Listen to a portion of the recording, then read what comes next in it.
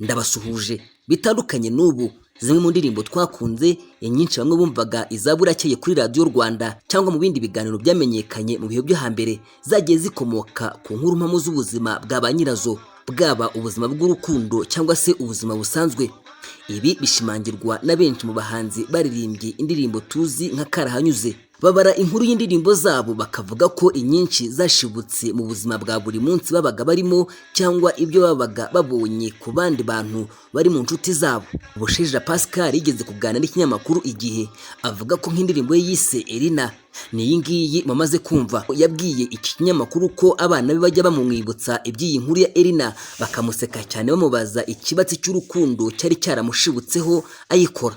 Mu kubasubiza babwira ko kera baririmbaga ibintu bibiriho. Tugiye kurebera hamwe indirimbo zitandukanye zakunzwe na benshi ziturutse ku bitekerezo cyangwa se inkuru mpamo zabayeho mu buzima bwa ba nyirazo. Nguhaye ikaze. Duhereye ku ndirimbo yamenyekanye ku izina ryo Ku Munini, banza uyumve nyigarukeho.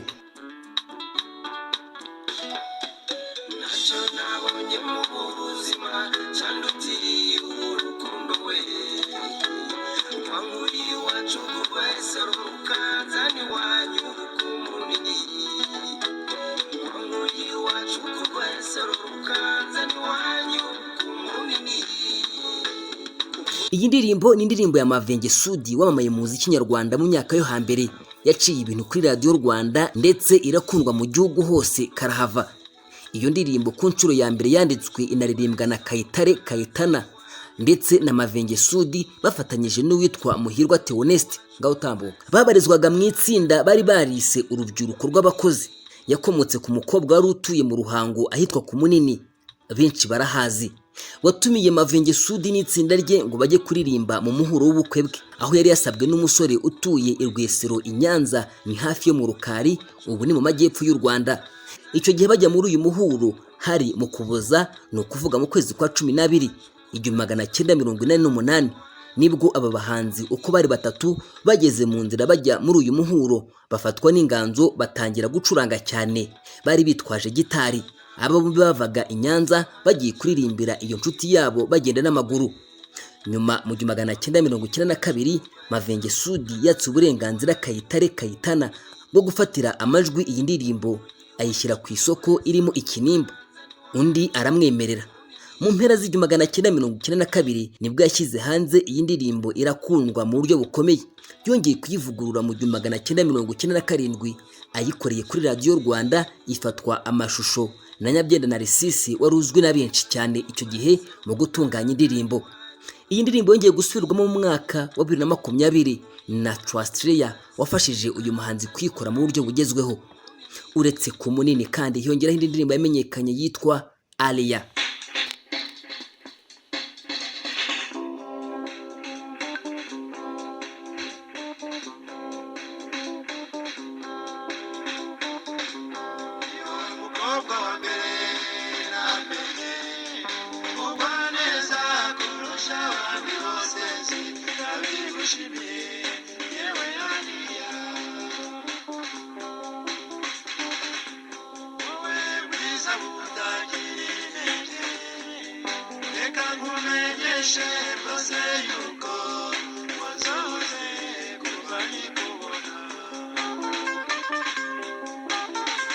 Aliya ni indirimbo ya Orchestre Impara, iri mu zamamaye cyane mu ndirimbo zo mu myaka yashize. Yanditswe na Kari Wanjenje. Bivugwa ko Aliya yari umukobwa wabaga mu mujyi wa Kibungo. Rimwe Impara zigiye gukorerayo igitaramo muri stade ya Cyasemakamba, bukeye batemberera mu mujyi wa Kibungo, ubu ni mu karere ka Ngoma mu ntara y'Uburasirazuba bw'u Rwanda. Icyo gihe ngo umusaza wa Aliya yahamagaye abagize Impara ngo bajyeyo banywe icyayi. Uyu Aliya baririmbye ngo niwe wabakiriye. Mimi La Rose waririmbye muri Orchestre Impara kuva na kera kugeza n'ubu, iyo avuga imvano y'indirimbo avuga ko icyo gihe Kari Wanjenje baririmbanaga yari yarakunze cyane Aliya. Ati Kari yaramukunze cyane bitewe n'ukuntu yatwakiriye neza, aravuga ngo ngomba kumuririmba. Ntabwo bigeze bakundana ngo bikururuke. Aliya ubu ni umukecuru w'umwarabukazi utuye i Rwamagana, ubu ndetse afite abana n'abuzukuru. Izi ni indirimbo za Orchestre Impala zashibutse ku nkuru mpamo z'abari bagize iri tsinda, zirimo iyitwa Philomene ya Mimi La Rose. Uyu yari umukobwa wigaga mu ishuri ry'abakobwa i Butare, ubwo yari kwimenyereza umwuga stage baje kumenyana ndetse barakundana. Hari kandi yitwa Dativa, yo yaturutse kuri Sosomado. Uyu yari umukobwa wakundanye na Sosomado bakiri abanyeshuri bakajya basurana.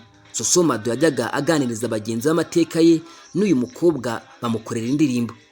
Sinamurenganya n'indirimbo nayo ya Orchestre Impala yakunzwe, ariko nayo inkuru yayo ngo ni impamo. Ivuga ku mukobwa wakundanye na Mimi La Rose ariko aza kumutwarwa n'umuntu wari umuyobozi ukomeye mu kigo cya leta.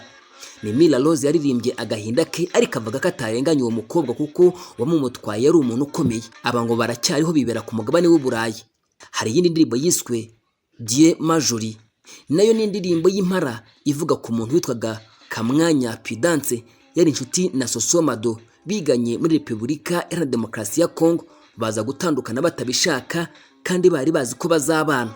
Indi ndirimbo wamenya nayo yashibutse ku nkuru mpamo ni iyitwa Kaberuka, nayo irazwi cyane cyane ko hari n'umunsi wayitiriwe.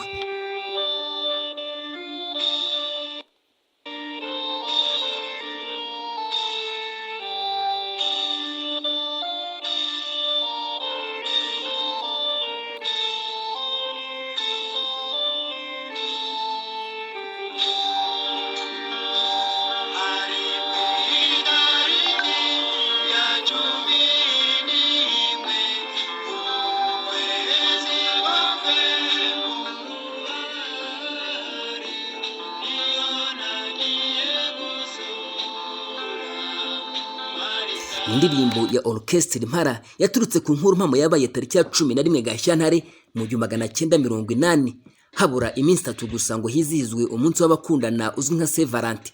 Icyo gihe ngo hari umusore wari ugeze mu gihe cyo gushaka, yagiye gusura umukobwa bakundanaga witwaga Marita, aherekezwa n'inshuti yitwaga Kaberuka ngo imurambagirize. Bageze iwabo w'umukobwa basanze uwo mukobwa abategerereje ku irembo, arabakira bajya mu nzu baraganira, ariko Marita ntiyari agisekera umukunzi we, ahubwo ngo umutima we wari watashye mu wa Kaberuka. Byaje kurangira Kaberuka yaciye inyuma inshuti ye yitwarira Marita.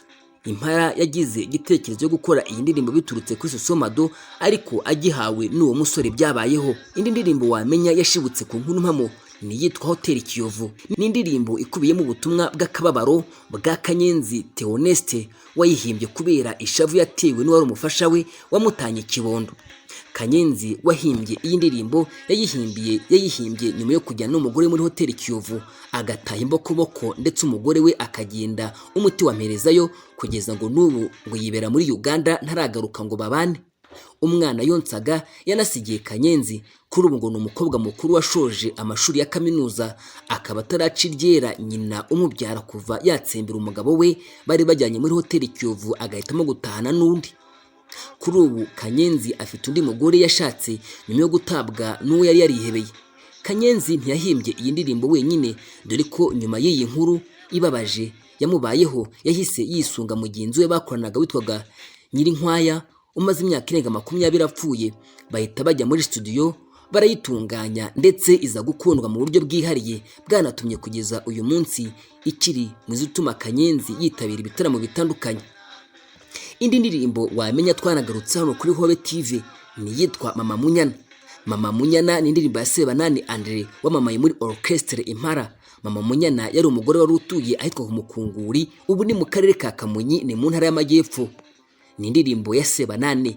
Uyu Mama Munyana yari afite umwana w'umukobwa witwa Munyana, ariko yaratandukanye n'umugabo we. Yakundanye n'umwe mu bari bagize Orchestre Impala, noneho undi nawe aramukunda, ariko umugore ahakana ko atabakunda ari babiri, bituma bakora iyi ndirimbo mugenzi wa mwita Yohana mu buryo bwo kuzimiza. Indirimbo Irina ni indirimbo ya Bushayija Pascal. Irina ni indirimbo yamamaye cyane mu myaka yo hambere, ikora ku mitima ya benshi. Yahimbwe na Bushayija Pascal mu 1986, yamamaye cyane muri icyo gihe, ndetse kugeza n'uyu munsi iri mu zikundwa cyane iyo bigeze mu za kera. Bushayija Pascal ubusanzwe avuka mu karere ka Rubavu, ni mu burengerazuba bw'u Rwanda. Mu mwaka wa 2019 yaganiriye n'ikinyamakuru Igihe, abwira ibi bitangazamakuru ko indirimbo Irina yamenyekanye yaturutse ku nkuru y'umukobwa wamenyanye nawe witwaga Elina bahuriye mu bukwe. Icyo gihe ngo bari bambariye abageni. Ubu bukwe bwabereye iwabo wa Bushayija, bwabaye mu 1985. Bombi bahuza urugwiro, baribwirana, birangira bahanye imyirondoro, batangira kujya bandikirana amabaruwa. Bushayija avuga ko kugira ngo yandikire ibaruwa igere ku muntu byasabaga igihe kinini cyane kigera nko ku kwezi. Bushayija urukundo rwaramuriye, ruramurembya bikomeye, ahitamo kujya iwabo wa Elina i Butare, aho yigishaga aramubura. Akajya yirirwa asirisimba mu mihanda y'i Kigali n'i Butare, ageze aho ararambirwa. Avuga ko yageze aho akarambirwa, yabaza abakobwa babanaga na Elina bakamubwira ko yashatse umugabo, ariko bakaba batazi aho atuye.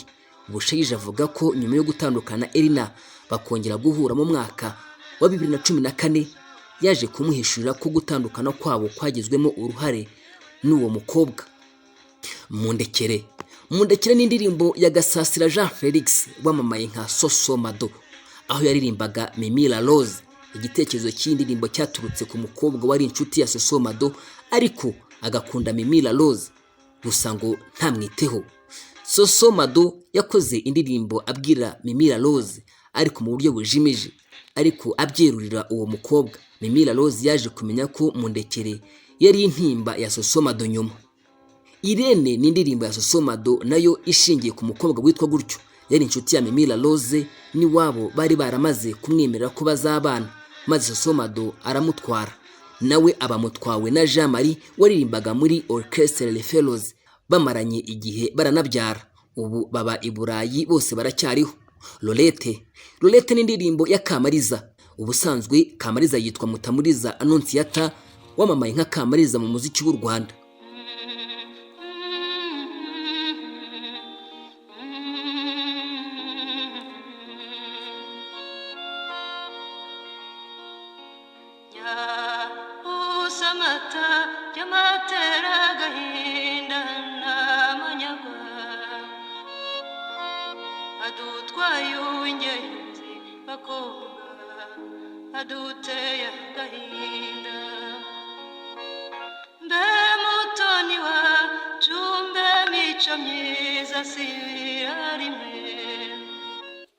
Lolete ni indirimbo yifashishwa mu birori akenshi bijyanye n'ubukwe, mu misango, kuko izamura amarangamutima ya benshi barangajwe imbere n'umukobwa uba ugiye gushyingirwa. Iyi ndirimbo yayihimbiye Kantengwa Lolete. Uyu yari umukobwa w'umutware watwaye sheferi ya Bushumba Nyakare, akaba yitwa Shefu Gitambaro Eli. Shefu Gitambaro akaba yari afitanye isano rya hafi na Ndahiro wa kabiri Cyamatare wabaye umwami w'u Rwanda. Amakuru avuga ko Kamariza yanditse indirimbo Lolete ayihimbiye Kantengwa Lolete wiri buke akora ubukwe n'umugabo witwaga Bernabe Mfizi. Uyu ni umuhungu wa Israheli Mfizi mwene Sebigabiro bya Bandora. Kantengwa Lolete wavutse mu 1951 yitabye Imana 2012. Ni umubyeyi wa Pasiteri Barubara Umuhoza uzwi cyane mu Rwanda, usanzwe ari umuhuza w'amagambo, umusemuzi w'indimi zitandukanye, akaba n'umunyamakuru, akaba umushyushyarugamba. Amenyerewe cyane kuri Authentique ndetse no mu bikorwa bya Zion Temple. Uretse indirimbo kandi hari n'izindi za Kamariza zashibutse ku nkuru mpamo mu buzima, nk'iyitwa Nimuve mu nzira yemwe yayihimbiye inshuti ye Nzambaza Maria Veneranda. Nzakumara irungu yayihimbiye inshuti ye Tereza yamuhaye radio yajyaga afatiraho amajwi. Intare batinya nayo ni indirimbo ya Kamariza yakunzwe, ariko kandi yashibutse ku nkuru nyayo. Yayihimbye bitiwe n'umusirikare witwaga Kayitare. Kayitare yitabye Imana mu 1993 biturutse ku burwayi, gusa yapfuye yaragize amahirwe yo kumva kenshi ijwi rya Kamariza. Ndabashimiye mwese twabanye, tuzasubire ubutaha mu byegeranyo nk'ibi bicukumbuye bigaragaza ukuri mwari musanzwe mutazi.